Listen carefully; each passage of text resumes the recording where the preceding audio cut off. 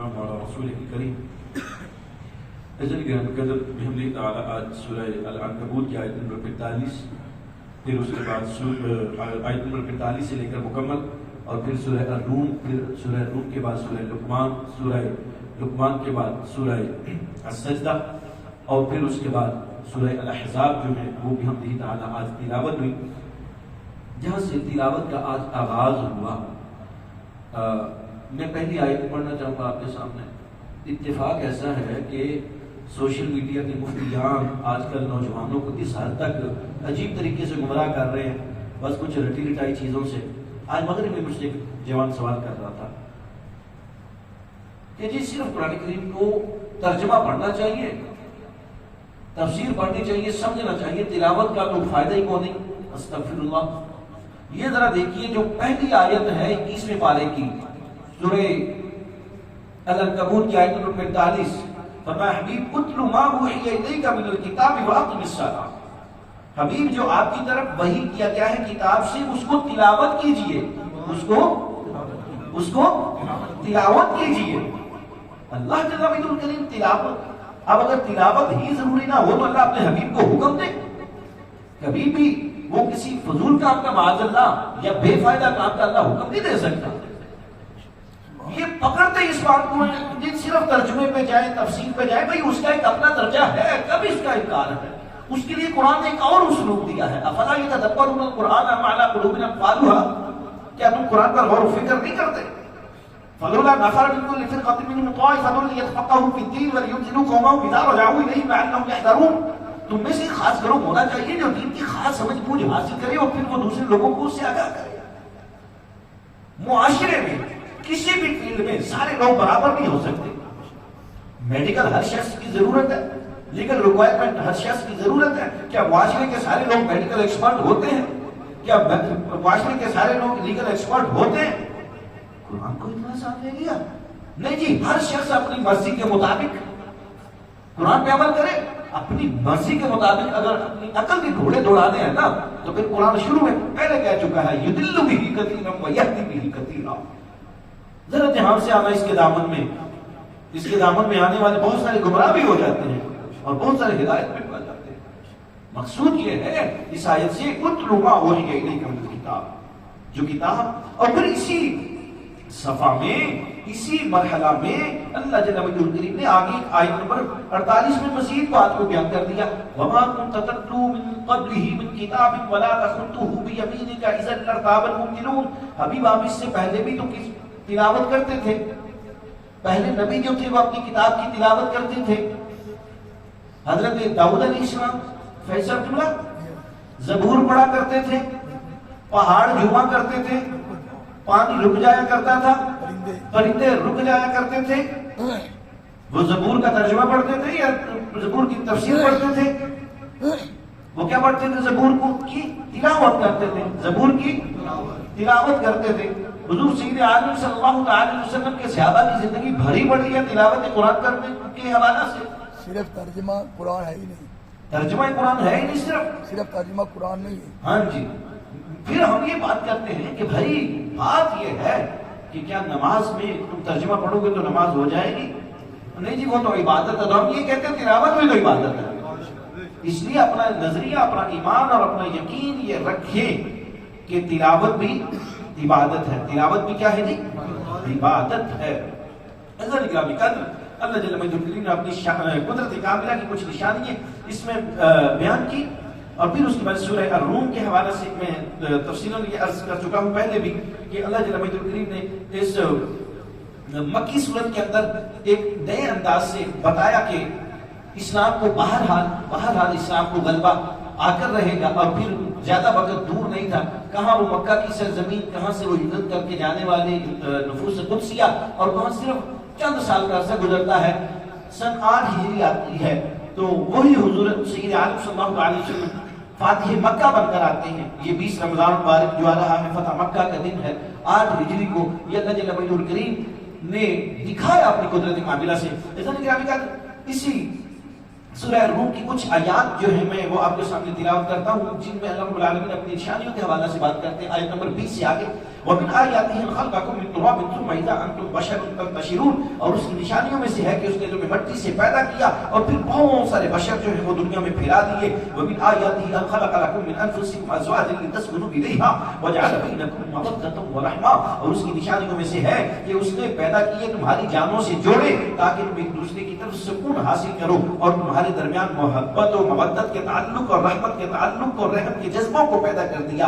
ان فی ذلک لآیات لقوم یتفکرون، بے شک اس میں غور و فکر کرنے والی قوم کے لیے بہت ساری نشانیاں ہیں. ومن آیاتہ خلق السماوات والارض واختلاف السنتکم والوانکم ان فی ذلک لآیات للعالمین، بے شک اس کی نشانیوں میں سے ہے زمین و آسمان کا پیدا کرنا، اور اس کی نشانیوں میں سے ہے تمہارے رنگوں اور زبانوں کا مختلف ہونا. بے شک اس میں عالمین کے لیے نشانیاں ہیں، عالمین اس میں جاننے والوں کے لیے نشانیاں ہیں. ومن آیاتہ منامکم باللیل والنہار وابتغاؤکم من فضلہ، اور اس کی نشانیوں میں سے ہے کہ رات کو اس نے تمہارے لیے نیند کے لیے مختص کر دیا، دن کو تمہارے لیے اللہ اپنا فضل تلاش کرنے کا اس نے سبب بنا دیا. ان فی ذلک لآیات لقوم یسمعون، بے شک اس میں سننے والی قوم کے لیے نشانیاں. ایسے نگران کر اس طرح پھر کچھ اور نشانیوں کا رب العالمین نے ذکر مبارک کیا جس میں یہ بات واضح کر دی کہ اس کی نشانیاں ہی پورے کائنات کو گھیرے ہوئے ہیں. اس کی ذات سے نکل کر انسان کہیں جا سکتا ہی نہیں ہے، سوال ہی پیدا نہیں ہو سکتا. اللہ جل الکریم اپنے کے قرآن کریم کو جب ہم پڑھتے ہیں تو پھر ہمارے سامنے یہ حقیقت آشکار ہوتی ہے کہ مالک نے کائنات کے ہر رنگ کو بنایا ہوا ہے. ایسے طرح گرامی کا تو پھر اس کے بعد سورہ لقمان ہے.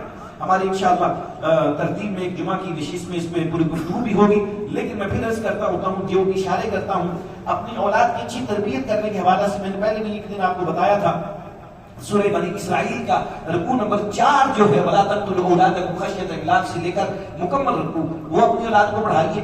سورہ البقرہ کی آیت نمبر 177 جس پہ آج ہم نے صبح فجر کے درس میں گفتگو کی تھی اس کو پڑھائیے. عقائد، معاملات، عبادات اور اخلاق، چاروں چیزیں جو ہیں اس آیت کے اندر آتی ہیں. اور پھر اسی بات سورہ لقمان جو ہے عزیز اکرام قدر اللہ جل الکریم نے بڑے خوبصورت انداز میں اس میں حبیب کریم صلی اللہ علیہ وسلم کی امت کے لیے ہدایت کا سامان فراہم کیا ہے. اور پھر اس کے بعد سورہ السجدہ ہے. سورہ السجدہ کی بات میں تھوڑی سی مختصر گفتگو کرنا چاہتا ہوں. سورہ الاحزاب کے متعلق، سورہ الاحزاب جو ہے، الاحزاب کہتے ہیں حزب کی جمع ہے، گروہ. آقا کریم صلی اللہ علیہ وسلم جب مدینہ طیبہ میں تشریف لائے ہیں، یہ 5 سے 6 ہجری کے درمیان کا واقعہ ہے. عزیزان گرامی قدر یہود کی کچھ سازشوں کی وجہ سے، کچھ ان کی وعدہ خلافیوں کی وجہ سے ان کو حضور نے، میں نے اگر آپ پڑھیں جو میثاق مدینہ ہے، جو 53 دفعات ہیں جو یہودیوں کے ساتھ بیٹھ کر سرکار نے وہ ایک نظام عمل جو ہے، دستور العمل جو تھا مدینہ کا بنایا تھا، اس میں ایک چیز یہ تھی کہ اگر مسلمان سے کسی کا قتل ہو جائے، باہر کے شخص کا یا یہودی سے کسی کا قتل ہو جائے، اگر دیت کا معاملہ آ جائے گا تو دیت جو ہے وہ فری کین بھی کر دیں گے. حضور جاتے ہیں بات کرنے کے لیے، بھئی دیت دینی ہے، آؤ ساتھ دو میرا. اور انہوں نے سازش کیا کی کہ آپ صلی اللہ علیہ وسلم کو معاذ اللہ ثم معاذ اللہ قتل کرنے کے ارادہ سے اوپر ایک بڑا پتھر رکھ دیا. اٹھیں گے معاذ اللہ ان کے اوپر گرے گا. اللہ رب العالمین نے بذریعہ وحی سرکار کو یہ بتا دیا. سرکار وہاں سے اٹھتے ہیں، حفاظ باہر تشریف لے آتے ہیں، اور پھر وہاں پر آ کر سرکار نے فرمایا کہ اب نہیں، اب تمہارے ساتھ یہ بنو نذیر کے لوگوں اب تمہارے ساتھ نرمی نہیں برتی جائے گی. ان کو نکال دیا وہاں سے. ان کو جب نکالا تو یہ خیبر کی طرف جا کر بسے. اب وہاں پر جب جا کر یہ بسے ہیں تو انہوں نے رابطہ کیا پیچھے مکہ آباد میں، او یار آؤ. اب وہ لوگ تازہ مارے کھا کے بیٹھے ہوئے تھے، 2 سال نہیں ہوئے تھے. بدر میں انہوں نے مار کھائی تھی، احد میں بالآخر مار انہوں نے کھائی تھی، کفار مکہ نہیں. تو انہوں نے کہا کہ آؤ ادھر ہم تمہارا ساتھ دیتے ہیں. انہوں نے پھر سوچا کہ شاید اب بات بن جائے. اب یہ سرکار کریم صلی اللہ علیہ وسلم اور آپ کے غلاموں کی طرف یہ بڑھتے ہیں. مکہ کے لوگ، یہ یہودی اور کچھ اور لوگوں کو یہ اپنے ساتھ ملاتے ہیں اور پورے پھر یہ گروہ بن کر جو ہے عزیزان گرامی قدر وہاں پر آتے ہیں اور آ کر مسلمانوں کے خلاف. لیکن یہاں پر بھی آ کر ان کو شکست ہوتی ہے. اور یہ سورہ الاحزاب کو اس لیے اس میں تفصیل کے ساتھ ان واقعات کو بیان کیا گیا. اس کے مضامین کی طرف اگر میں 1-2 اشارہ کروں آپ کو، بڑے بڑے مضامین جو ہیں اس میں امہات المومنین ہماری ازواج مطہرات ان کا ذکر جو ہے وہ اللہ رب العالمین نے خصوصی طور پر اس میں کیا ہے.